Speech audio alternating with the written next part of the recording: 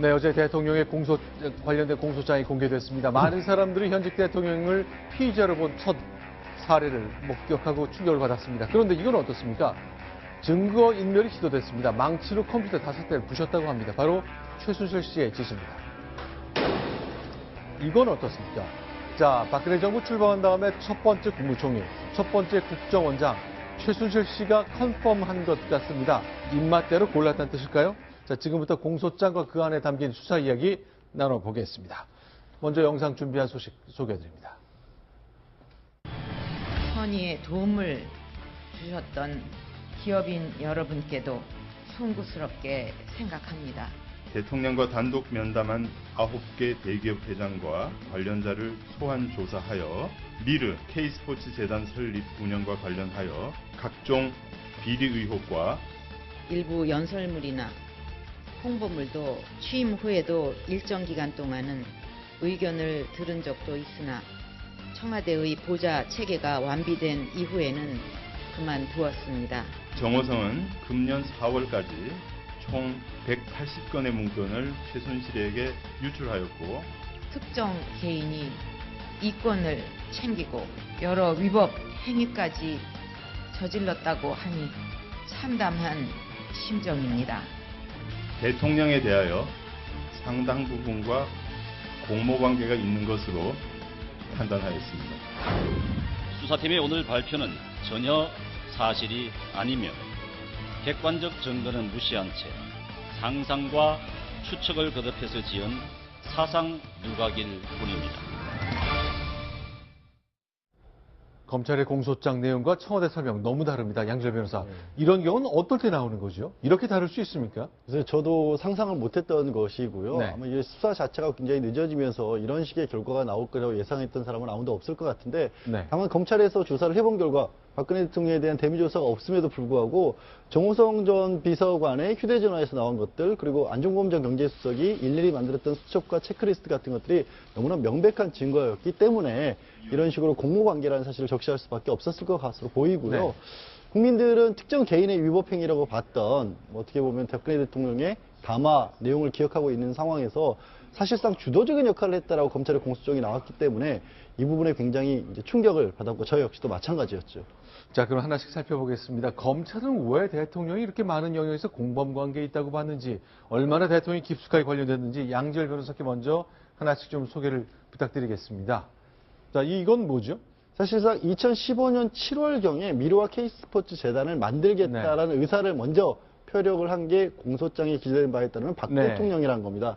그러니까 최순실이 어떤 재단을 만들었던 게 아니고 그러면서 그 달 바로 같은 달 24, 25일 날에 7대 대기업 총수들을 만났고 그 자리에서 적극적으로 지원해달라는 그런 부탁을 했다라는 것이요. 물론 그 전에 7대 대기업이 가지고 있는 현안 문제에 대해서도 안종범 수석을 통해서 파악을 했다라고 합니다. 그런데 저도 이제 공소장을 읽어보니까 그러니까 작년 봄쯤에 돈 얘기를 꺼냈는데 돈이 잘 안 거쳐서 재단 빨리 만들자고 하면서 속도감을 내라는 주문까지 했다면서요.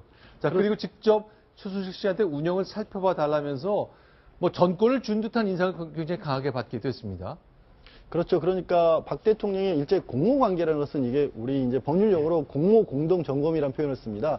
여러 사람이 모여서 함께 머리를 맞대고 의논을 한 다음에 각자 역할을 분담한다는 거였는데 말씀드린 바와 같이 박 대통령의 공소장에 따르면 주도적인 어떤 생각을 했고 그 일을 실천해 나가는 데 있어서는 최순실이 뭐 몸통 역할을 해야겠다고 하죠. 다만 최순실이 공직자도 아니었고 어떤 자리, 권력이 직접적으로 있는 건 아니었기 때문에 안종범 전 수석이 이런 부분에서 팔다리 역할을 해서 기업들을 직접적으로 면담하고 전화 등을 하면서 역할을 맡았다라고 나와 있습니다. 심기준 내기자께 좀 공소장 정리하는 차원에서 좀 여쭤보겠는데 그러면 이 미르 재단과 K스포츠 재단을 만들면서 대기업한테 원치 않는 돈을 가져왔다는 거잖아요. 네. 그러면 대통령이 주도한 거 맞는 거죠? 그러니까 저는 어저께 2번 놀랐는데요. 네. 처음에는 검찰이 공소장 내용을 요약해서 발표할 때 그런 느낌을 완벽하게 명확하게 밝히는 바람에 사실은 깜짝 놀랐고 조금 있다가 저는 사실은 청와대에서 그 공소장 내용을 검찰의 발표를 무겁게 받아들이겠다 이렇게 얘기를 나올 줄 알았는데 그걸 완전히 깡그리 무시하는 것을 듣고서 또 한 번 놀랐습니다. 그러나 물론 뒤쪽 두 번째 나중 것이 더 놀랐다는 말씀을 드릴 수밖에 없을 것 같습니다. 자, 그런데 이제 하나씩 알아보겠습니다. 푸닥거리랄까 정말 일사천리 재단이 만들어졌거든요. 저희는 그냥 대통령이 관심사하니까 척척척척 진행됐을 거다 했지만 황순우 차장 그렇지 네. 않았던 거죠. 이유가 있었던 거죠. 그렇죠. 그러니까 이 미르 재단 이 공소장 내용을 살펴보면요. 지난해 7월에 그러니까 국정 기조가 문화 융성이었습니다. 이에 따라서 이제 공소장 내용에 보면 박근혜 대통령의 이제 지시로 이 재단이 만들어진 것으로 보이는데 근데 갑자기 이 승인이 빨리 신속히 해야 될 이유가 있었습니다. 10월 말에요. 중국의 리커창 총리가 방한을 하게 돼 있었는데 이에 대해서 이 최순실 씨가 리커창 총리 방한 전에 이 재단 설립을 빨리 마무리하는 게 좋겠다라고 이제 의견을 제시를 한 겁니다.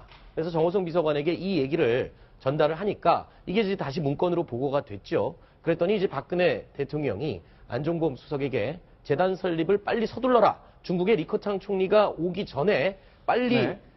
서둘러서 재단을 만들어놔야 그래서 이제 한중 문화 협력 또 내지는 이 교류를 빨리 할 수 있지 않겠냐. 그렇게 해서 한류 융성을 하는데 좀 도움이 되지 않겠냐라는 생각에 저렇게 종용을 한 게 아니냐.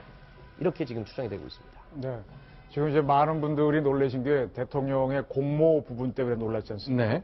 지금 이영렬 검사장이 상당히 깐깐한 사람입니다. 저 양반이 저 정도 이야기할 때는 뭔가 냄새를 맡은 게 있는 거고요. 구체적인 물증이 있는 건데 저는 이 사건과 관련해서 저희 신동아 이번에 12월로 네. 해보게 되면 박정희 대통령 돈도 들어가 있다는 기사가 있습니다.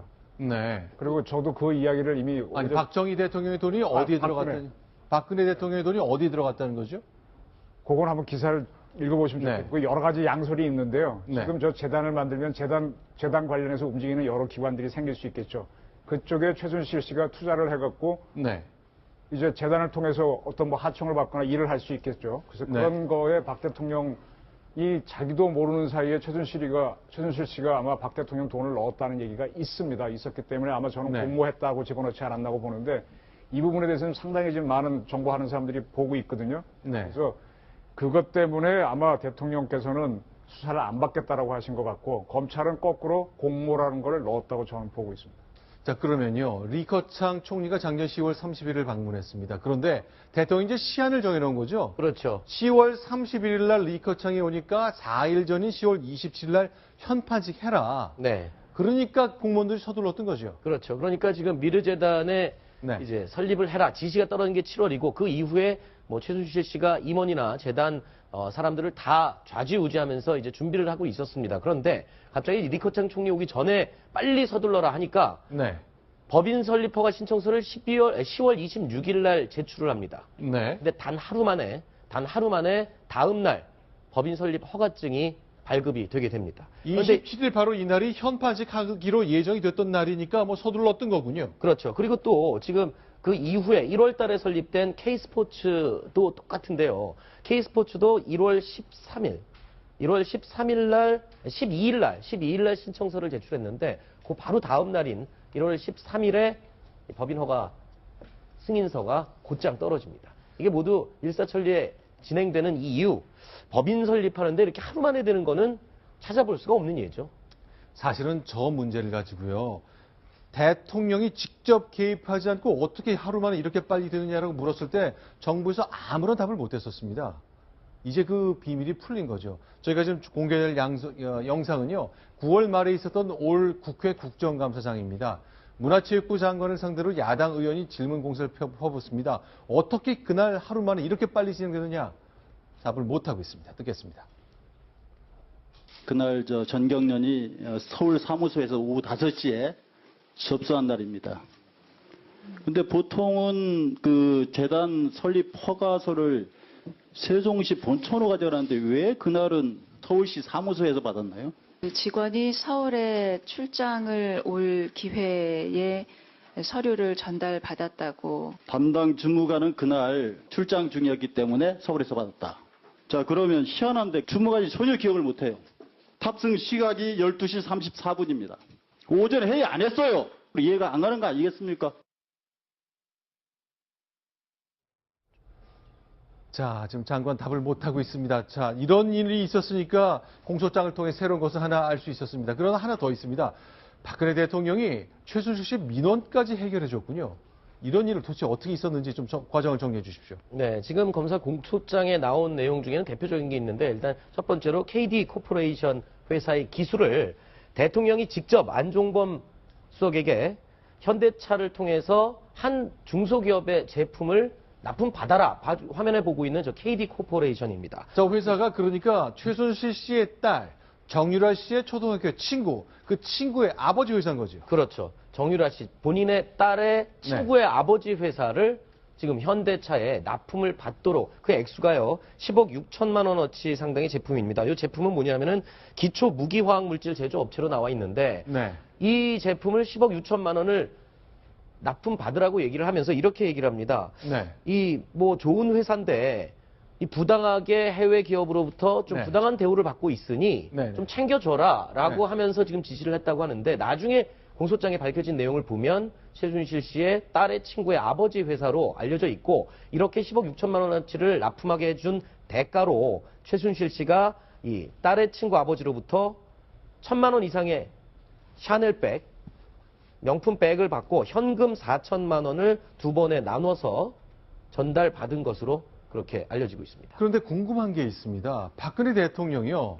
자, 이렇게 볼게요. 안종범 수석 얘기인데 아주 좋은 회사인데 외국 기업한테 부당한 대우를 받고 있다라고 말한 거고요.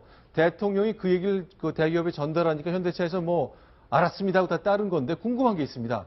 박 대통령이 왜 이런 알려지지 않은 회사의 민원을 들었을까? 또 왜 이렇게 부당하게 대우를 받고 있다고 얘기했을까? 상상이 가능하겠습니까? 글쎄요, 뭐, 이 자기의 최순실 씨가 이제 본인의 입김을 좀 자랑을 하고 또 그리고 네. 주변에 좀 어떤 이 자랑을 하고 자기의 좀 세를 과시하는데 좀 이용하지 않았을까 이런 추측이 좀 가능할 것 같은데요. 그러니까 최순실 씨가 대통령 귀에다 대고 자기 딸 친구 아버지의 회사인데 그런 거 쏙 뺐겠죠, 당연히. 그러면서 아주 괜찮은 회사인데 너무너무 억울하다. 그러니 이런 기업이 잘 되는 것이 뭐 창조 경제니 어떤 그런 얘기 하지 않았을까 싶네요.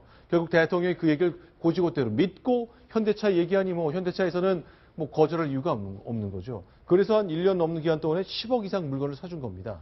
이것이 이제 공소장에 드러난 얘기인데 글쎄요, 대통령이 이런 일까지 했다는 것, 뭐 알았건 몰랐건 그건 앞으로 수사를 통해서 밝혀야 되는 것이지만 이런 일이 벌어졌습니다. 게다가 이건 어떻습니까? 샤넬백을 받았어요? 황순욱 차장. 네네. 그러니까 일단 저 친구, 정유라 씨의 친구 아버지도 뭔가 대가를 주기를 원했겠죠. 그리고 이 최순실 씨가 이 고맙다는 뜻으로 전달된 1,000만 원 이상의 샤넬백, 현금 4천만 원. 그런데 본인은 저렇게 명품백을 들고 다니고 그리고 명품으로 치장하고 다니면서 지금까지 알려진 바로는 대통령에게는 이름 없는 시장에서 산 가방, 네. 뭐 이런 것들을 입히었다고 알려지고 있지 않습니까? 그러니까 본인이 이런 이권을 챙기고 대통령에게는 그대로 이 사실대로 얘기하지를 않고 이런 이권을 챙기는데 이용하지 않았나 이렇게 생각되겠습니다. 아, 저는 이 현금이나 채널백까지 다 때는 5천만 원가량의 금품이 간 부분인데요. 네. 사실 엄밀하게 따지면 부정청탁이 있고 그 부정청탁을 이루어주는 대가로 그 돈이 건너갔다고 볼 수도 있는 사안이거든요. 네. 물론 과연 이거를 대통령의 직무와 관련됐다고 볼지가 참 모호하긴 합니다. 이게 네. 대통령이 어느 기업 민원 해결해주는 일을 하는 사람은 아니잖아요. 그렇게 따지면 직무 관련성이 없다고 볼 수도 있지만 네. 대통령이 가진 그 넓은 자리, 네. 권한 그리고 네. 거기 안종범 수석이 현대자동차 회장을 데리고 있는 자리에서 같이 만난 자리에서 네. 저 얘기를 안 수석이 설명을 하는 동안 박 네. 대통령 옆에 앉아 있었다는 거 아니에요. 그럼 네. 현대차 입장에서는 굉장한 압력으로 느낄 수밖에 없었기 때문에 네. 저런 것도 어떻게 보면 제3자 뇌물죄를 구성할 수도 있다. 네. 그래서 그 액수 자체는 한 10억 6천만 원이면 사실 기업의 운영치고 큰 액수가 아닐지도 모르지만 굳이 그랬기 때문에 공소장에 저 사실을 포함을 시켰고 네. 어찌 보면 검찰이 우리가 뇌물에 관해서도 충분히 들여다보고 있다, 성립 가능성을 보고 있다라는 신호가 아닐까 하는 생각도 해봅니다.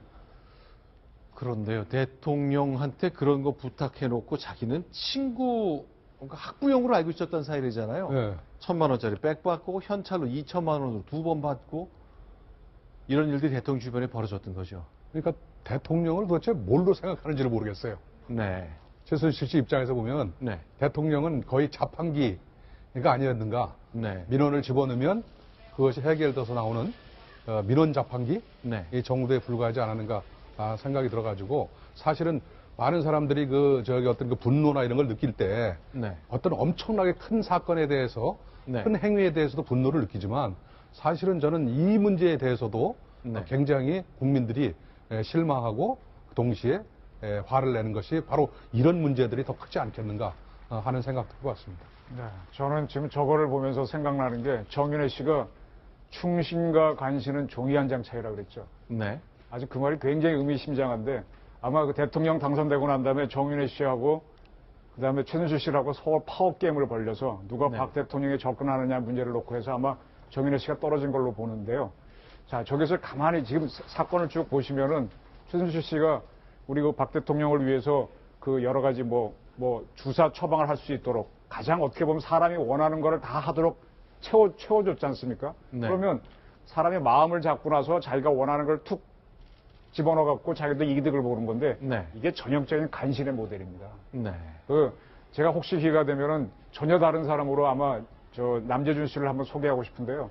딱 룰대로 해갖고 벗어나면 안 한다고 버티고 따져야 되는데 네. 임금하고도 싸울 수 있는 이런 배짱들이 있는 충신이 돼야 되는데 그게 아니고 원하는 걸 다 맞춰주고 옛날에 그렇게 해서 이렇게 국정이 농단되는 왕정의 사례가 굉장히 많죠. 네. 지금 그걸 보여주고 있는 겁니다. 그런데 전 이런 생각이 들었습니다. 이제 안종범 수석한테 전했던 말인데요. 굉장히 괜찮은 회사인데 부당한 대우를 받고 있다고 얘기한 거 저희가 방금 전에 소개해드렸잖아요. 그럼 대통령이 저 얘기를 들을 수는 있지 않습니까? 그러면 대기업 현대차한테 납품하라고 그 얘기하기 전에 경제수석실한테 이거 진짠가? 내가 이런 얘기 들었는데 이런 회사의 KD 코퍼레이션이야. 진짜로 억울한 일 있었는지 한번 알아봐 주세요. 라고 얘기해야 되는 거 아닙니까? 제가 볼 때는 그 알아보려는 순간 만약에 알아보려고 했다라는 것이 대통령한테 알려지면 아니. 그러니까 제 얘기는 대통령이 최순실 씨한테 그 얘기를 들은 다음에 네. 경제수석한테 확인 후에 대기업한테 얘기해야 되는 거 아니냐 이거죠.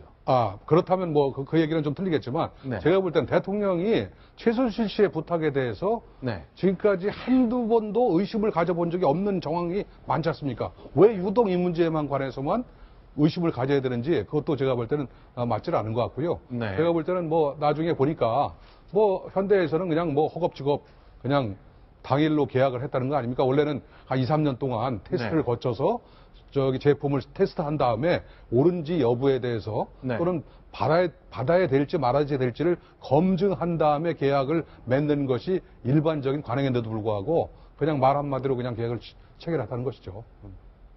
그러니까 너무 이제 배신에 대한 기억이 안 좋은 거 있다는 이유로 몇몇 소수는 아주 철석까지 믿은 후에 한 번도 그 사람의 얘기를 검증하지 않은 채 대기업 총수들이나 최고 경영자들한테 얘기를 했다는 거거든요. 그러나 우리 국민들이 볼 때는요, 이것 또 하나 있습니다. 어느 특정 뭐 광고 회사의 팜플렛까지 보여주면서 이 회사한테 광고 일감 줘야 된다고 얘기하는데 사실은 이게 다 요새 지금 시행되고 있는 김영란법 위반이거든요. 그러나 그 대통령 본인도 그동안 김영란법 관련해서 부정하게 청탁하는 문화를 없애기 위한 얘기를 여러 번 국민들한테 강조한 바가 있습니다. 그 얘기도 들어보겠습니다. 그리고 전현직 관료들의 유착고리를 끊는 것이 중요한데 지금 정부가 제출한 일명 김영란법으로 불리는 부정청탁 금지 법안이 국회에 제출되어 있습니다. 국회에 조속한 통과를 부탁드립니다. 저런 것들이 굉장히 뼈아픈 말이 되어서 돌아올 수밖에 없는 거죠. 국민들 앞에 저런 것 부정청탁을 줄이기 위한 사회문화 개혁 운동을 국회에서 법을 만들어 해달라고 했던 박근혜 대통령. 자신은 이것이 부정청탁이라고 몰랐을 수 있을까요? 많은 것들이 굉장히 헷갈리고 있습니다. 모르셨으니까 저렇게 했겠죠. 지금 이 몇 년 전에 왜 십상시란 말이 나왔었죠. 한나라한테 네. 예를 들어갖고. 중국 역사나 우리 역사를 쭉 보게 되면 환관들이 굉장히 파워가 셌습니다. 환관들은 환관 자체가 쉽게 만들어지지 않으니까 한번 네. 만들어진 환관은 죽을 때까지 해가지고 부도 많이 모으고 왕 옆에서 항상 왕명이 출납을 하면서 권세를 쓰는데 중신들은요. 조선의 중신들은 보게 되면 1년에 벼슬이 3번씩 바뀌어요. 그러니까 이분들은 임시직이고 저분들이 그저 늘 고정직이다 보니까 파워가 세갖고 왕권을 농단하고 하는데 우리 박 대통령께서는 무려 18년간 비슷한 멤버를 썼지 않습니까? 그 사람들만 믿고 그다음에 어떤 시험이라든지 어떤 경쟁을 통해서 길러온 중신들의 말은 별로 안 들으신 거예요. 네. 그런 사람 중에 비교적 말을 잘 들어준 게 안종범 수석이 되는 거죠. 그런 사람만 총애하고 진급시키니까 이렇게 된 거거든요. 저거는 박근혜 대통령의 아버님인 박정희 대통령을 좀 부끄럽게 하는 사건입니다. 우리가 지금 현대에도 환관의 난이 있다는 걸 분명히 알아야 되고요. 환관들은 국정에 개입하지 못도록 차단을 해야 됩니다. 실제로 최순실 씨 이제 독일에서 들어온 이후에 뭐 죽을 죄를 지었다고 얘기는 했습니다. 영상 저희가 준비했는데 바로 보여드리겠습니다. 저렇게 죽을 죄를 지겠다고 얘기했습니다만 그러나 최순실 씨는 증거 인멸을 위해서 다양한 노력을 많이 했었습니다. 자, 황순욱 차장 어떤 일이 있었죠? 그렇게 죽을 죄를 졌다라고 말을 하고 나온 사람 치고는 들어와서 한 행동이 너무나 달랐습니다. 일단 들어오기 전에 지인들을 통해서 본인이 갖고 있던 컴퓨터 5대를 완전히 파기해라라고 지시를 했습니다. 그래서 실제로 하드디스크를 모두 포맷하고 망치로 두들겨서 컴퓨터를 실제로 부숴서 증거를 인멸한 것으로 지금 확인이 되고 있습니다. 그리고 검찰 공소장에 포함되진 않았지만요. 최 씨 소유의 더 블루케이는 회사에서 쓰던 최순실 씨의 이메일 계정마저 지금 모두 폐쇄한 상태입니다. 이게 다 저장되어 있는 모든 증거나 자료들을 사전에 지금 폐기하고 인멸하려는 시도가 아니었냐 확인이 다 된 겁니다. 네, 이제 대체로 이제 공소장 내용이 많이 공개되어 있기 때문에 이만큼 좀 줄여야 되겠는데, 하지만 새롭게 드러난 사실을 보면 대통령이 과연 국정을 어떻게 했느냐라는 의문을 갖게 됩니다. 문건과 관련된 건데요. 자, 황순욱 차장. 네. 대통령이 하는 인사, 1급 기밀 도대체 최순실 씨한테 얼마나 건네줬던 겁니까? 지금 뭐 180여 건 가운데 47건 같은 경우에는 굉장히 중한 국가에서 일반에게 절대 공개가 돼서는 안 되는 자료들입니다. 이 중에는요. 2013년도 초에 총리 그리고 장차관 인사 예정자 그 사람들에 대한 경력과 인선 배경 뭐 이런 내용이 상세하게 적힌 인사 자료가 모두 최순실 씨에게 이제 전달이 된 겁니다. 실제로 공소장 내용에 보면요. 최 선생에게 의견을 들어보라 라는 문구와 함께 정호성 비서관에게 지시가 된 거고요. 네, 남재준 국정원장의 얼굴. 네, 그러니까 첫 국정원장인 남재준 원장 인사 내용도 최순실 씨한테 넘어갔다 그 얘기잖아요. 그렇죠. 그러니까 남재준 국정원장 그리고 심재윤 금융위원장, 김동연 국무총리 실장 내정자 뭐 굉장히 요직 절대 이 인사에 대해서는 단 3사람만 알 수밖에 없는 이런 중요한 국가 기밀 문서인데 최순실 씨가 이미 발표되기 전에 미리 받아봤고 다음 날 요 인사 내정 내용 그대로 인사는 발표가 됐습니다. 자, 그러니까 대통령 박근혜 정부가 출범한 지 일주일도 채 되지 않은 날 2013년 3월 1일 날 그러니까 국가정보원장, 금융위원장 그리고 국무총리 실장 등 핵심 인사가 정해졌습니다. 그리고 다음 날 윤창중 대변인이 낭독하는데요. 이 내용이 바로 전날 그 이전에 최순실 씨 손에 들어갔다는 겁니다. 대변인의 발표 듣겠습니다. 국정원장 남재준 전 육군 참모총장, 금융위원장 신재윤 기재부 1차관, 국무총리실장 김동연 기재부 2차관. 네. 저기서 제가 제일 다른 분은 잘 모르겠고 남재준 씨 건이 상당히 좀 생각나는 게 있어 말씀드리는데 제가 아는 한은 그 대통령 선거 직전에 네. 우리 박근혜 후보가 그 의무병 복무 기간을 1년 6개월로 줄이겠다고 폭탄 선언을 합니다. 네. 그래서 남재준 캠프하고 대판 싸움이 벌어지거든요. 그래서 두 사람이 아예 안 만나고 저 사람은 입각도 못하는 걸로 알고 있었고 그래서 그때 예산을 깨고 국가안보실장에 김장수 씨 뭐 이렇게 가고 하면서 남재준 씨는 안 되는 걸로 다도 알고 있었어요. 근데 저분이 갑자기 된 이유가 지금도 잘 안 풀리는 미스테리인데 2월 12일 날인가요? 대통령직 인수위가 돌아갈 때 북한이 3차 핵실험을 했습니다. 네. 그래서 이제 썼다라는 설이 있는데 어쨌든 저 양반은 이제 계속 충돌이 있어서 빼는 사람인데 어떤 필요에 의해서 일시적으로 고용을 한 거가 되는 거죠. 그러니까 뭔가 하면은 국가안보를 하는 데 있어서는 가장 전문가를 쓰는 게 아니라 검증된 사람을 그렇게 쓰는 게 아니라 요때 필요해서 임시로 썼다는 게 지금 발견되는 거거든요. 네. 그래서 지금 모르겠습니다. 저는 지금 진짜로 저희 신동아에서는 우리 후배 기자가 최순실 씨가 개입해서 국정원장을 임명했다 이런 보도를 하긴 했는데 저는 반신반의하고 있는데 이게 만약 맞다면은 이건 진짜 환관의 날입니다. 이거는 진짜 뭐라 그럴까요? 이거는 조금 외람된 얘기지만은 삼국사기예요. 네. 선덕여왕조를 보게 되면은요. 우리 선덕여왕이 우리 박 대통령 했을 때 제2의 선덕이다 이런 얘기 많았죠. 쭉 몇 년 쭉 나가다 끝에 가서 특이하게 논 그래가지고 김부식이 평을 해놓습니다. 네. 아주 심한 얘기가 있는데 이러고도 나라가 망하지 않은 게 다행이었다 표현까지 있거든요. 그래서 네. 저는 선덕 여왕을 박 대통령이 비유할 때 이건 좋은 비유 아닌데 그랬는데 지금 이런 상황이 벌어지고 있습니다. 그래서 이런 거는 앞으로 환관이 날뛰지 않도록 정말 우리 바로 잡아야 됩니다. 근데 그러면 최순실 씨한테 그런 능력이 있습니까? 국가정보원장 그리고 금융위원장 같은 사람의 전문성, 그분의 공직자로서의 그 일의 역량과 같은 걸 판단할 능력이 있었을까? 도대체 그게 무엇을 보고 박근혜 대통령이 미리 인사안을 보여주고 의견을 듣고 그랬다고 봐야 되는 겁니까? 상상할 수 있는 겁니까? 저기요, 그런 질문이 지금 엄청나게 처음부터 나왔지 않습니까? 네. 저는 뭐 그 질문을 누구도 명백하게 대답할 사람은 뭐 박근혜 대통령밖에 없다고 보고, 네.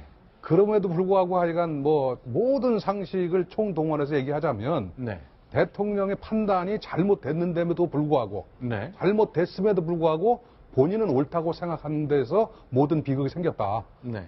라고 볼 수밖에 없는 거 아니겠습니까? 그리고 모든 판단 기준이 저희들의 어떤 상식과 이런 것을 뛰어넘은 그런 저변에는 뭐 여러 번 얘기가 나왔습니다만은 잘못된 관계를 마치 정상적인 관계로 오인하는 네. 현실 상황을 판단을 그르친 데서 오는 모든 비극이었다. 네. 이렇게 정리할 수밖에 없을 것 같습니다. 알겠습니다. 자, 그동안 있었던 공소장 얘기 좀 정리하겠고요. 그러나 이제 이 얘기가 여기서 그치는 것이 아닙니다. 우리가 많이 알고는 많은 운동선수들이 이 최순실의 존재 때문에 많은 고통을 겪었습니다. 그 얘기 지금부터 나눠보겠습니다.